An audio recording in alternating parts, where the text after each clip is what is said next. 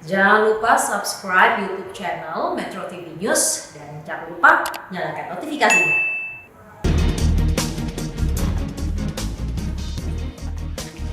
Selamat pagi pemirsa, kesuksesan perhelatan PON ke-20 yang untuk pertama kalinya digelar di Provinsi Ujung Timur Indonesia, Papua, menjadi tonggak sejarah.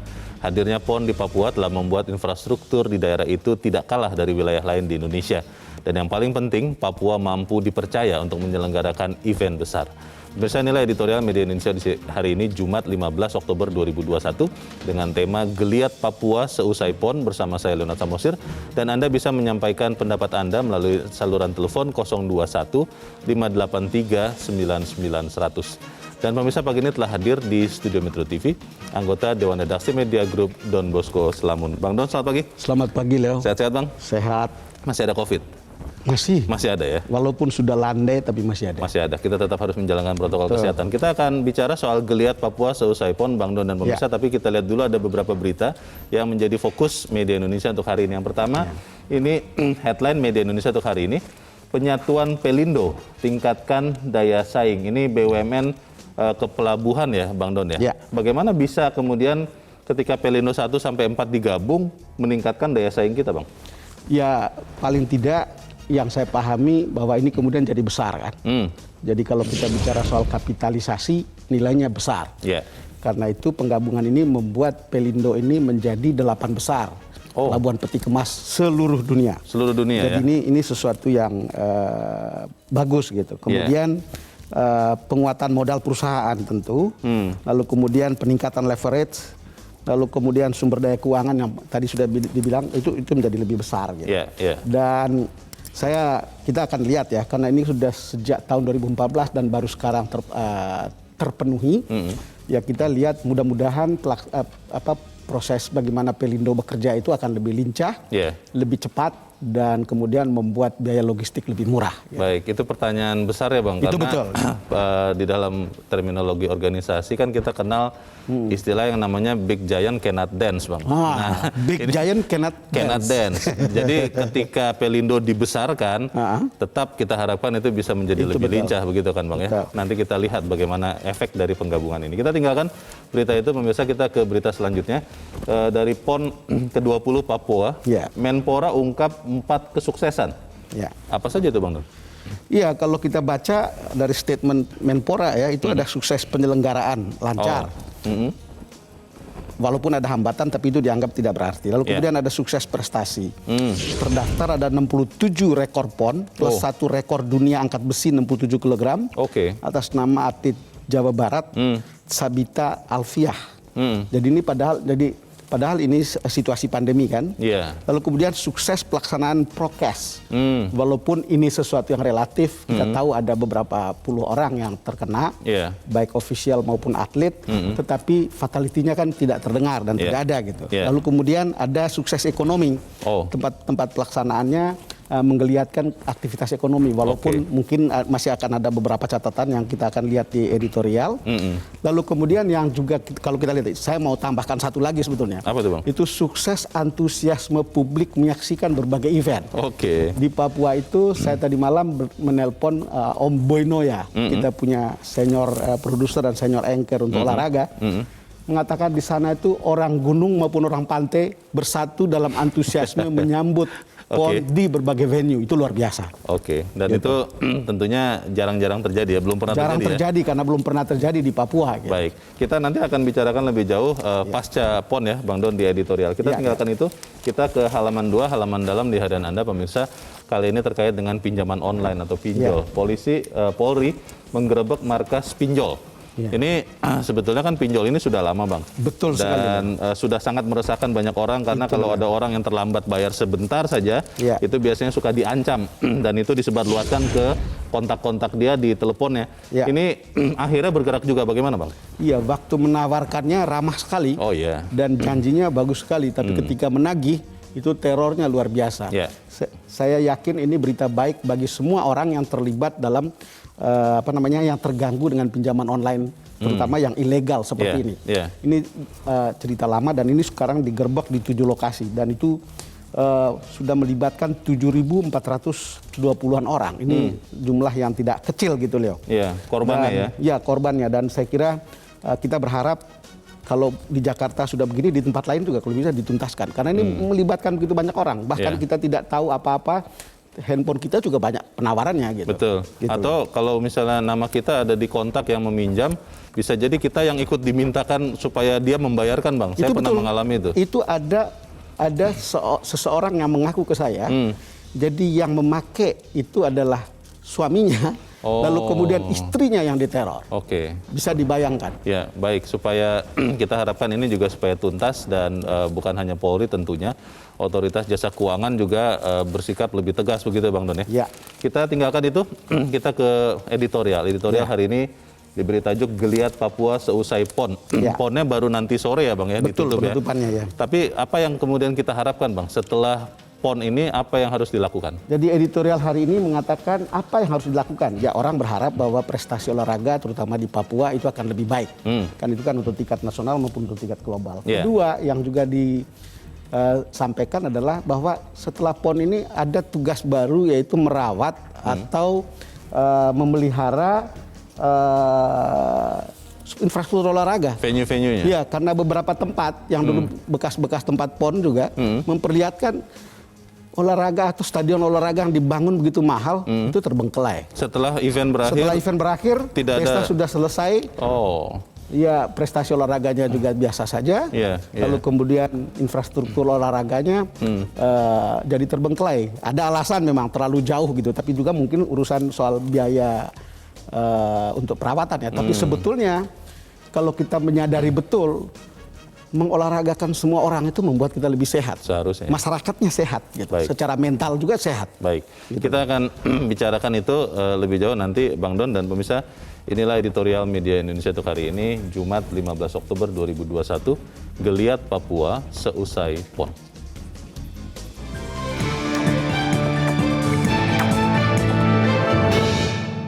Geliat Papua Seusai PON.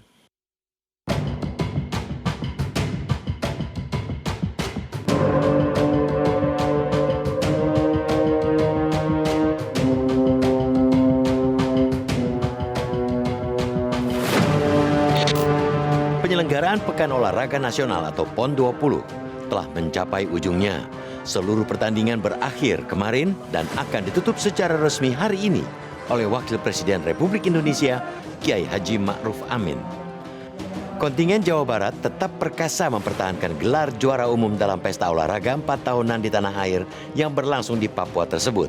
Jawa Barat juga menjadi juara umum PON 19 pada 2016. Saat itu, ia menjadi tuan rumah. Suksesnya perhelatan PON Papua untuk pertama kalinya di Provinsi Ujung Timur itu menjadi tonggak sejarah. Ternyata Papua mampu menjadi tuan rumah yang baik. Seperti yang disampaikan Presiden Joko Widodo saat pembukaan, gelaran PON benar-benar telah menjelma menjadi panggung persatuan dan kebersamaan. Menjadi momen kemajuan Indonesia di bumi cendrawasih, panggung kesetaraan dan keadilan untuk maju bersama. Tidak hanya sukses penyelenggaraan, banyak prestasi ditorehkan dalam PON kali ini. Sejak pertandingan pertama PON 20 Papua yang digelar pada 22 September hingga hari ke-22 penyelenggaraan pada Rabu 13 Oktober, setidaknya 56 rekor baru berhasil tercipta. Prestasi yang cukup membanggakan mengingat kompetisi olahraga nasional ini digelar di tengah kondisi pandemi COVID-19 yang membuat persiapan atlet tidak maksimal. Hal ini membuktikan bahwa semangat para atlet mampu menutupi keterbatasan persiapan fisik. Namun, perhelatan PON 20 tidak hanya berhenti dalam perspektif sukses penyelenggaraan dan sukses prestasi. Hadirnya PON di Papua membawa visi dan misi yang panjang ke masa depan. Pembangunan infrastruktur PON dan pendukungnya harus dijaga untuk kemajuan dan pemberdayaan rakyat Papua. Kemegahan fasilitas yang dibangun bisa membantu putra-putri Papua berprestasi khususnya di bidang olahraga. Tentu modal dasar pembinaan para atlet ini harus tetap dijaga. Jangan dibiarkan terbengkalai. Harus produktif mencetak atlet-atlet andal. Tentunya selain infrastruktur, kesuksesan mencetak atlet Papua yang mampu berprestasi nasional maupun internasional harus ditopang dengan sistem pembinaan baik pula. Itulah yang kini menjadi tugas pemerintah daerah untuk memaksimalkan potensi besar mutiara dari Papua. Di samping arena, untuk mendukung PON, pemerintah juga telah membangun beragam infrastruktur, terutama untuk mempermudah aksesabilitas dan mobilitas di Papua, mulai dari jembatan, jalan, hingga terminal baru di Bandara Mopah di Merauke. Hadirnya PON di Papua telah membuat infrastruktur di daerah tersebut tidak kalah dari wilayah lain di Indonesia. Dan yang paling penting, Papua mampu dipercaya untuk menyelenggarakan event besar. Tentu kepercayaan yang harus tetap dijaga adalah merawat infrastruktur demi kemajuan dan kesejahteraan masyarakat Papua. Pasalnya, tidak sedikit anggaran yang telah dikucurkan. Jika dihitung sejak 2018 hingga 2021, totalnya mencapai 10,43 triliun rupiah. Namun, dana besar itu akan terbayar jika kehadiran semua infrastruktur tersebut mampu mengerek kemajuan Papua tidak hanya setara, melainkan mampu melampaui wilayah-wilayah lain di bumi pertiwi. Geliat ekonomi pun harus bisa terus dipertahankan seusai PON.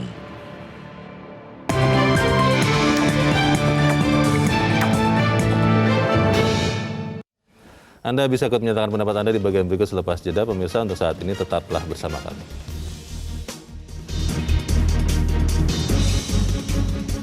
Terima kasih pemirsa, Anda masih bersama kami di Editorial Media Indonesia. Bang Don, kita mau bertanya dulu Bang langsung ke Bupati Jayapura. Kita sudah terhubung lewat saluran telepon dengan Bapak Matius Awoitau. Pak Matius, selamat pagi. Selamat pagi Bang Leo dan Abang Bos Don. Selamat pagi. Selamat pagi Pak Matius.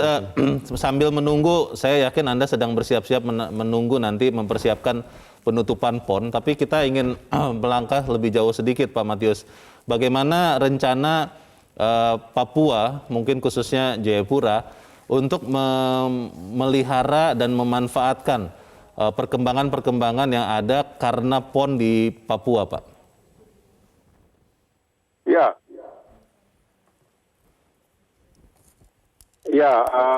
Terima kasih Bang Leo.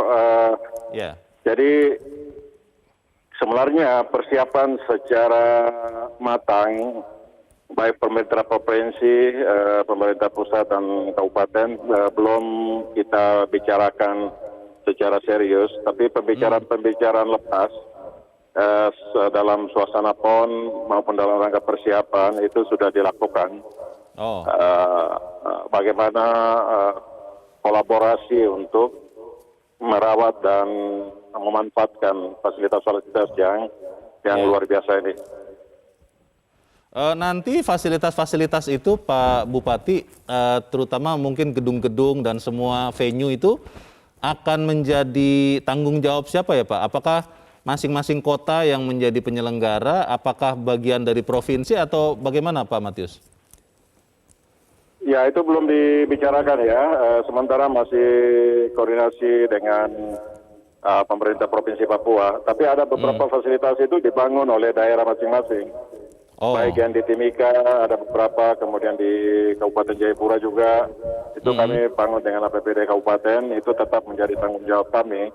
Tetapi yang dibangun oleh Provinsi maupun oleh Kementerian PUPR atau pemerintah pusat, itu pasti ada acara-acara penyerahan hibah, barang, aset-aset itu dan seterusnya. Mungkin nanti akan dibicarakan lebih lanjut mengenai bagaimana pemanfaatannya. Ya. Karena Pak Bupati melihat dari beberapa penyelenggara PON dan juga Asian Games, Pak, itu ada beberapa venue yang kemudian menjadi kesulitan untuk dirawat karena memang kita di tengah pandemi tidak ada kegiatan olahraga, padahal biaya operasionalnya terus berjalan. Kalau tidak salah di Palembang itu ada gedung yang 1 bulan saja biaya listriknya mencapai 700 juta dan akhirnya terpaksa diputus oleh PLN karena tidak atau belum bisa dibayar. Nah, mengantisipasi itu sudah ada langkah-langkah seperti apa Pak Bupati? Ya, ini Pak Presiden meresmikan beberapa venue yang dibangun oleh APBN itu baru tanggal 2 pagi. Baru penandatanganan peresmian itu. Nah, nanti kan diikuti oleh penyerahan apakah tetap dikelola oleh pusat atau ke daerah. daerah tentu saja oleh provinsi. Nah, karena itu harus dilakukan dulu. Tapi yang penting memang tidak harus menunggu itu, tetapi sudah harus bangun komunikasi untuk perawatan-perawatan. Karena ini aset ini sangat spektakuler ya, sangat besar manfaatnya dan berstandar internasional semua. Nah ini pasti perawatannya juga tidak mudah. Ini perlu dibicarakan, mungkin tidak hanya daerah sendiri, tapi harus ada pendampingan dari pemerintah pusat, apakah itu KONI atau Kemenpora. Oke, untuk rencana saya tidak tahu Pak Bupati, apakah di Jayapura sudah ada, apakah ada semacam akademi atau sekolah olahraga? Kalau di Jakarta ada Ragunan, pembinaan atlet. Kalau di Jayapura ada tidak seperti itu Pak, sehingga kemudian venue-venue ini bisa dimanfaatkan berkesinambungan? Ya, ada sekolah, tapi setingkat SMK ya, ada sekolah olahraga. Itu dikelola oleh provinsi karena ini SMK. Kemudian kalau di Universitas Cendrawasih ya mungkin fakultas keolahragaan ya, hanya itu aja. Kalau secara spesifik cabur-cabur yang bersangkutan itu belum ada ya, baik. Tapi siap ya Pak Bupati untuk benar-benar merawat ya Pak, jangan sampai kemudian terbengkalai dan rusak ya Pak ya. Ya, memang kami berharap demikian karena ini antusias masyarakat luar biasa dalam PON ini. Bagaimana ada kebangkitan olahraga, apalagi Gubernur sudah cadangkan bahwa provinsi ini ke depan menjadi provinsi olahraga. Ini perlu ada desain yang serius dan harus dibicarakan dengan berbagai pihak ya, tidak hanya oleh pemerintah, tapi ada swasta dan lain-lain. Nah, kita menunggu pertemuan oleh Pak Gubernur untuk membicarakan semua itu. Oke. Kita harapkan itu bisa terjadi. Pak Bupati Jayapura, Matius Awoitau, terima kasih Pak sudah mencerahkan kami pagi ini. Selamat pagi.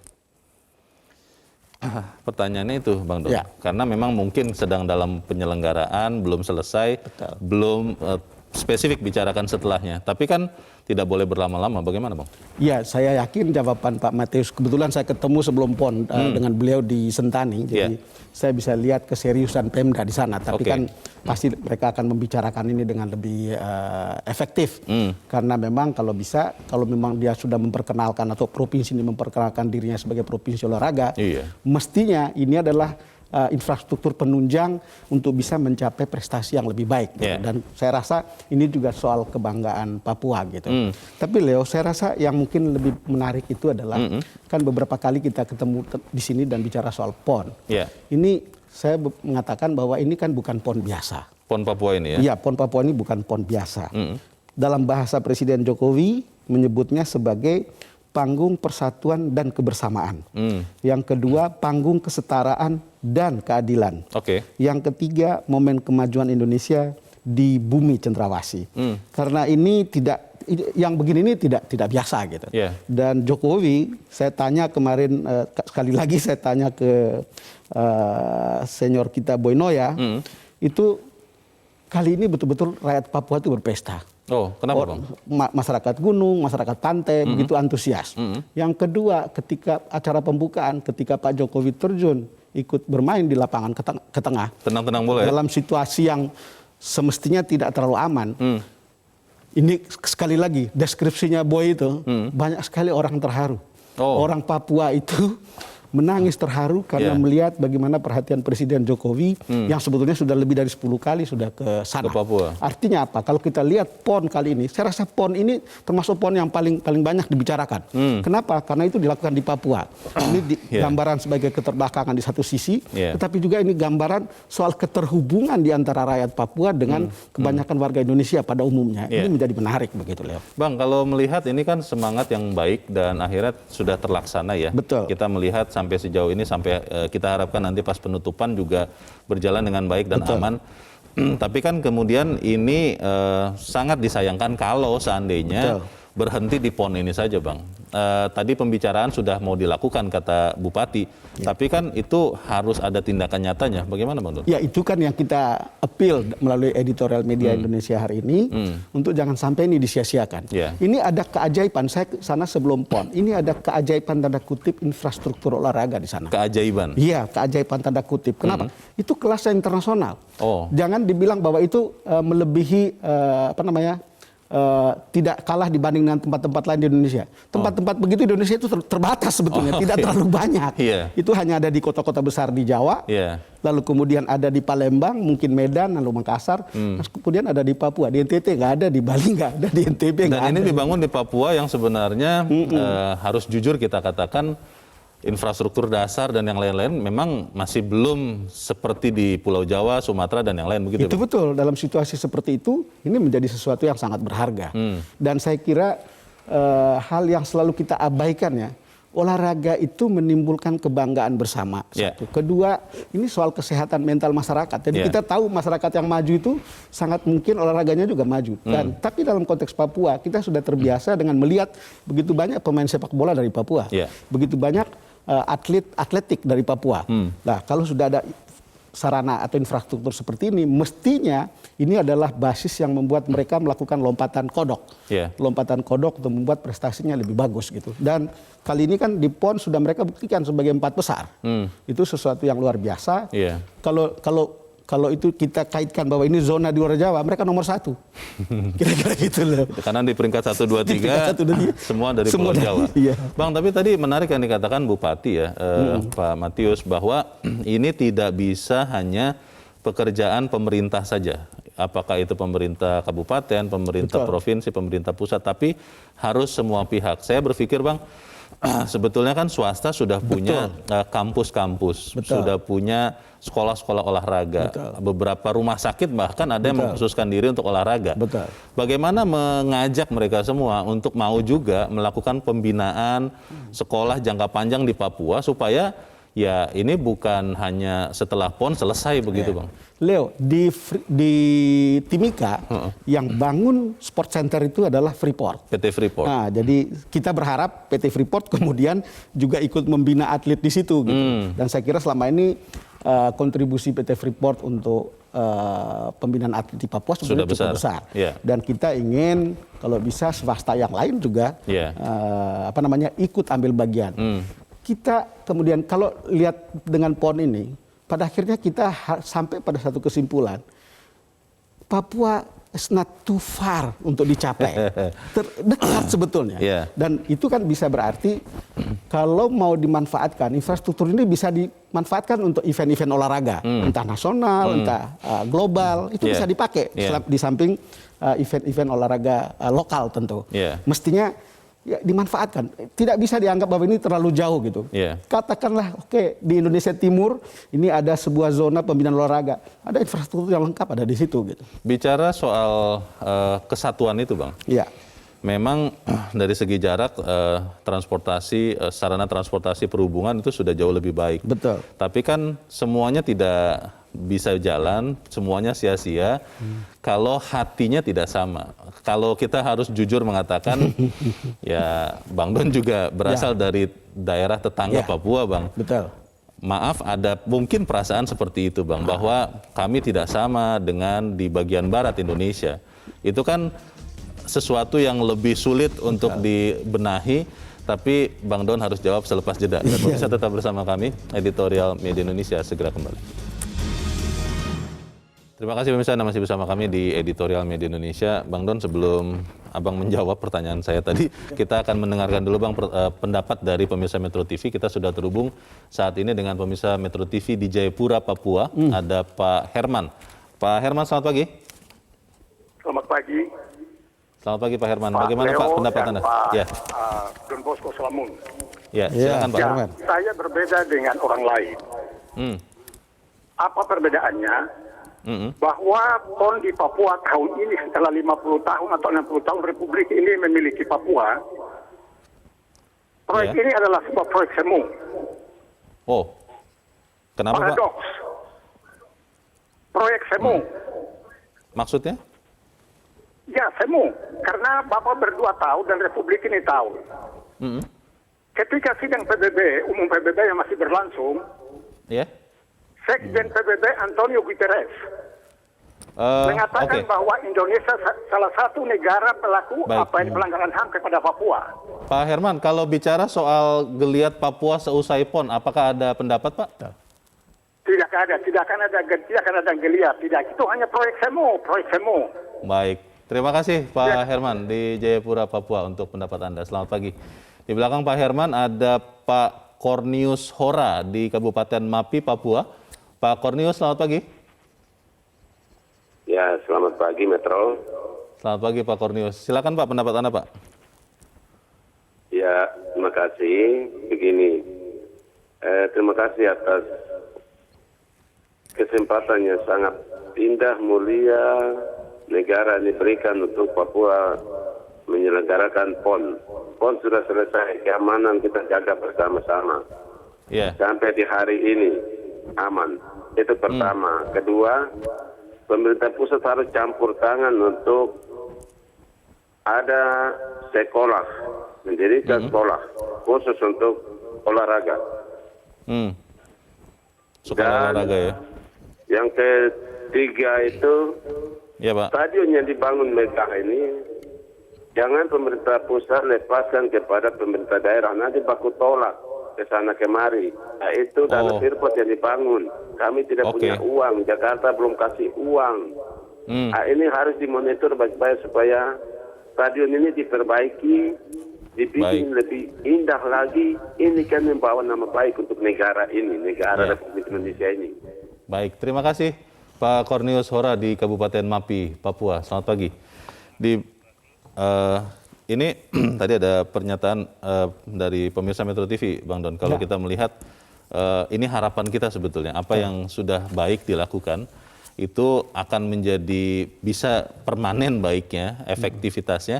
Kalau kemudian rasa untuk memiliki, rasa untuk membangun itu juga dimiliki saudara-saudara kita di Papua. Bagaimana Bang Nur? Ya, saya sih yakin rasa itu ada. Rasa itu bahwa ada orang yang berbeda pendapat, itu juga normal. Gitu. Ya, kan kita manusia, tidak bisa semuanya satu pendapat tentang itu. Ya. Melihat sebuah event, ada yang melihat dari sisi A, ada yang melihat dari sisi B, dan seterusnya. Dan punya persepsi sendiri seperti itu juga harus dianggap sebagai normal. Itu juga harus dilihat sebagai kritik. Tapi poin kita kan, ini adalah sebuah langkah atau sebuah momentum, kalau salah satu momentum terbaik yang dimiliki oleh Papua untuk berkembang lebih ke depan.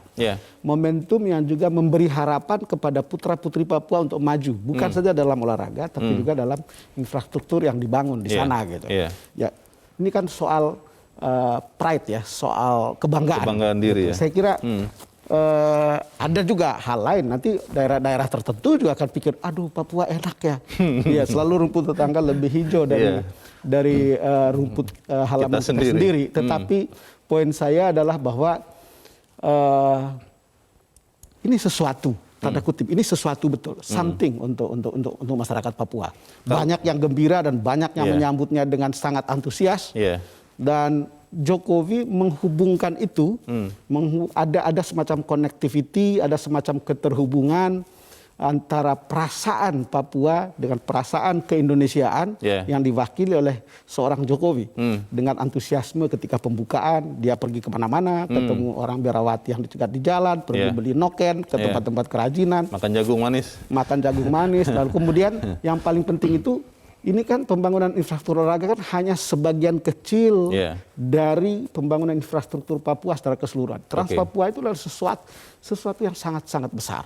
Kalau kita lihat itu semua, ya ini sebetulnya sebuah kesempatan yang baik. Baik, Pak Nun, kita coba mendengarkan lagi pendapat dari pemirsa Metro TV. Saat ini kita sudah terhubung dengan Pak Ondo Silitonga di Bekasi, Jawa Barat. Pak Ondo, selamat pagi. Selamat pagi Bung Neo, selamat pagi Bung Don Bosco. Selamat pagi. Silakan Pak Ondo, pendapat Anda Pak. Iya, bravo Papua, orang juga bisa terbukti ya. Ayo jangan lupa merawat semua fasilitas yang ada dan memanfaatkannya. Jadilah Papua provinsi modern. Jadilah Papua pusat olahragawan yang melahirkan olahragawan yang dapat mendunia dari Indonesia. Urutan keempat sudah luar biasa. Buktikan di PON 21 Medan Aceh naik peringkatnya. Bung Don, itu PON itu asal-usulnya pertama dilakukan di Surabaya karena kita ditolak di Olimpiade. Nah, Olimpiade itu ada 48 cabur, sedangkan PON kita ini 37. Kalau bisa, semua yang 46 cabur yang di Olimpiade itu juga ada di PON gitu. Supaya nanti atlet-atlet kita yang dari PON bisa berangkat untuk Olimpiade. Terakhir, saya mau usul ini ke PBSI. Saudara-saudara kita dari Papua itu dibina menjadi pemain bulu tangkis. Bulu tangkis itu olahragawan mendunia. Olahraga mendunia. Jadi biar terlihat di dunia bahwa Papua itu adalah Indonesia, Papua itu tidak dinaksirikan, dan Papua itu panggung keadilan, panggung persahabatan. Makasih. Ya. Terima kasih Pak Ondo Silitonga di Bekasi, Jawa Barat. Selamat pagi Pak. Menarik Bang Don, karena spesifik dikatakan oleh Pak Ondo tadi, bulu tangkis itu Bang. Betul. Bagaimana? Apakah ini kemudian memang benar-benar bisa dilakukan? Karena ya jangan kasih kendor dulu Bang, nanti keburu rusak ini venue-venue. Ya memang nggak boleh angkat-angkat tai ayam. Betul. Dari Pemda, pemerintah pusat, kemudian cabang-cabang olahraga gitu. Itu harus bekerja dan jangan membiarkan situasi nanti setelah itu jadi terbengkelai dan seterusnya. Kita juga tidak bisa, misalnya ada pandangan yang mengatakan bahwa ini adalah sebuah semu gitu. Sama sekali tidak. Kita harus berpikir dan melihat effortnya itu lebih dari lebih dari biasanya. Gitu. Effort itu harus juga dihargai sebagai sesuatu yang niat baik, kerja baik untuk kemudian kebaikan bersama. Gitu. Jadi jangan juga dilihat bahwa ini sebuah acting dan itu jadi semu gitu. Enggak seperti itu melihatnya gitu. Nah, kalau kita lihat mayoritas orang menyambut begitu, itu kan luar biasa. Bang Don, kita kan tahu juga bahwa bulan lalu ya pemerintah pusat itu kan mengeluarkan desain besar olahraga nasional. Betul. Yang saya baca memang belum banyak sih penjelasan tentang teknisnya seperti apa. Atlet-atlet itu akan dipusatkan di satu tempat, dan kalau tidak salah itu masih di Pulau Jawa Bang, di Jakarta. Ada pemikiran bagaimana kalau kemudian di wilayah timur Indonesia venue-venue ini dan sekolah-sekolah itu nanti dipakai untuk desain besar olahraga nasional itu, supaya kemudian ya tidak usah terlalu jauh terbang ke Jakarta untuk wilayah timur Indonesia. Kalau ide seperti itu bagaimana Bang? Itu sebuah ide yang bagus, karena kalau misalnya kita melihat misalnya ternyata atletnya lebih besar, misalnya ada di Papua, kan lebih murah mengirim pelatihnya di sana. Betul. Atau lebih murah untuk membuat sekolah sudah ada di tempat itu. Gitu. Toh infrastrukturnya tersedia. Dan kita tahu Papua itu gudangnya atlet. Gitu. Itu sesuatu yang tidak pernah kita bisa bantah. Memang talenta alami atletis itu banyak di itu talenta Papua. Alami gitu. Saya menyesal kenapa tidak di NTT gitu. Begitu. Oke. Tapi kalau begitu Bang, perlu biasanya begini Bang, pengusaha itu akan datang kalau memang ada potensi di situ, dan sering itu harus diawali, diinisiasi oleh pemerintah, karena memang pemerintah bukan tugasnya mencari untung. Itu bisa atau tidak Bang? Mestinya begitu Leo. Ini kan soal telur dan ayam gitu ya. Tetapi kalau pemerintah membuat inisiatif, pemerintah daerah membuat inisiatif, lalu kemudian dunia usaha bisa melihat itu sebagai sebuah prospek yang membuat mereka ikut serta. Menurut saya memang harus diperlihatkan. Itu soal kerjasama. Dan kita belum tahu ya seperti apa. Tapi Freeport kan sebagai salah satu contoh yang memberikan kontribusi cukup gitu. Usul Pak Ondo tadi Bang Don, karena saya juga baru sadar bahwa ada perbedaan jumlah cabang olahraga di PON dan di Olimpiade. PON itu lebih sedikit, kalau tidak salah tadi dikatakan 37 cabur, sementara Olimpiade 46 atau 47. Disamakan saja supaya kemudian setiap atlet yang bertanding di PON itu memang satu step untuk bertanding di SEA Games, Asian Games, Olimpiade. Bagaimana Bang? Ya mungkin kali ini karena letaknya jauh, tetapi juga karena keikutsertaan tuan rumah sebetulnya. Kan ada juga privilege tuan rumah untuk memilih cabang mana. Ada cabang tertentu yang tuan rumahnya tidak punya, jadi kemudian itu privilege. Lalu mungkin ini, tapi ide Pak Ondo itu tentu harus bisa diterima gitu. Mungkin kali ini sebuah pengecualian gitu. Karena di sebuah event kadang-kadang bisa lebih dari jumlah cabur yang ada di Olimpiade, tapi juga bisa kurang gitu. Bagaimana memastikan istilah hangat-hangat tai ayam itu tidak terjadi di Papua selesai PON? Kita bahas di bagian berikutnya Bang Don. Tetap bersama kami, Editorial Media Indonesia segera kembali. Terima kasih pemirsa, Anda masih bersama kami. Kita di bagian akhir dari diskusi kita pagi ini. Bang Don, niat yang baik, delivery atau pelaksanaan yang baik, harapannya setelah itu juga berdampak baik, lebih permanen. Setelah ini Bang, apa yang bisa kita lakukan? Mungkin juga peran kita media supaya kita tidak langsung lupa selesai nanti sore PON ini ditutup. Ya, ini kesempatan yang baik untuk mengoreksi tindakan-tindakan Pemda sebelumnya atau tempat-tempat tertentu yang kemudian mengabaikan infrastruktur setelah PON. Setelah event ya? Jadi iya, pesta usai, lalu kemudian tidak ada tanggung jawab untuk merawat begitu. Yeah. Kita betul-betul tidak ingin Papua seperti itu gitu infrastrukturnya. Memang problem kita itu kan soal konsistensi. Yeah. Kita bisa memulai dan banyak kita bisa memulai, tapi tidak konsisten dan telaten untuk merawat, untuk melanjutkan, lalu untuk memanfaatkan dengan sebaik mungkin. Yeah. Itu kebiasaan kita di mana-mana gitu. Karena mental kita mental proyek. Leo masih ingat Pantura itu berapa kali itu diperbaiki tiap tahun kan? Tambal sulam. Tambal sulam. Menjelang Lebaran lagi. Ya itu kan. Yeah. Ya itu cermin. Dan kita tidak mau kalau bisa sejak saat ini seperti kata Pak Mateus Bupati tadi itu, yang mereka harus membicarakan tentu Papua sendiri tidak bisa merawat itu sendiri. Kita yakin itu tidak bisa merawat itu sendiri. Tapi kemudian pemerintah pusat, unit cabang olahraga, unit olahraga, lalu kemudian Pemda dan seterusnya atau perusahaan-perusahaan ya bisa diajak untuk bekerja sama untuk membuat seluruh infrastruktur yang sudah baik ini dirawat, tapi kemudian juga outputnya adalah prestasi olahraga yang baik. Prestasi olahraga yang baik juga menimbulkan atau menciptakan kebanggaan bagi masyarakat dan memberi harapan kita tentang sesuatu yang lebih baik, lebih maju dan lebih unggul gitu kira-kira Leo. Bang Don, pertanyaannya begini Bang, karena selama ini kalau kita bicara olahraga, walaupun dampaknya sangat vital, sangat signifikan untuk kesehatan tubuh, roh, dan juga seluruh bangsa. Tapi kan kalau kita bicara olahraga itu jarang menjadi tugas pokok atau tujuan pokok. Biasanya perusahaan membina olahraga sebagai bentuk CSR-nya Bang, tanggung jawab sosialnya, bukan sebagai tujuan utama.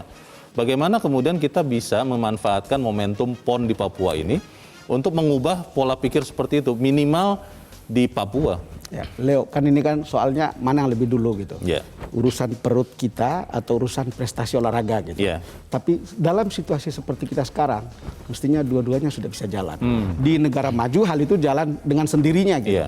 Tetapi di tempat kita ini masih pilih ini atau pilih ini. Tapi untuk situasi kita sih, kalau lihat Papua saja sudah bisa menjalankan ini, mestinya bangsa ini kita tahu, oh ini kita bisa gitu. Papua merasa bisa, mestinya tempat lain juga merasa lebih bisa gitu untuk melakukan ini gitu.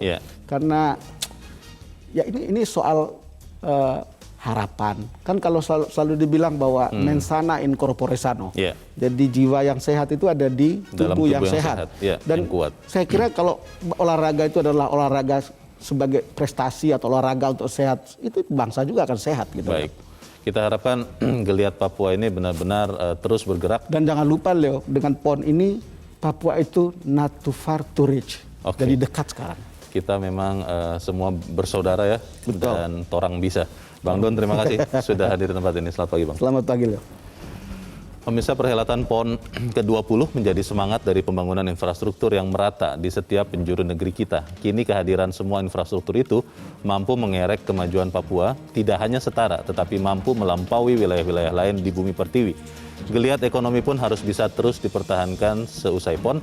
Mari kita dukung usaha ini sama-sama. Saya Luna Samosir, terima kasih Anda sudah menyaksikan. Tetap pakai masker Anda, cuci tangan Anda, kalau tidak perlu tidak usah kemana-mana. Selamat pagi, sampai jumpa.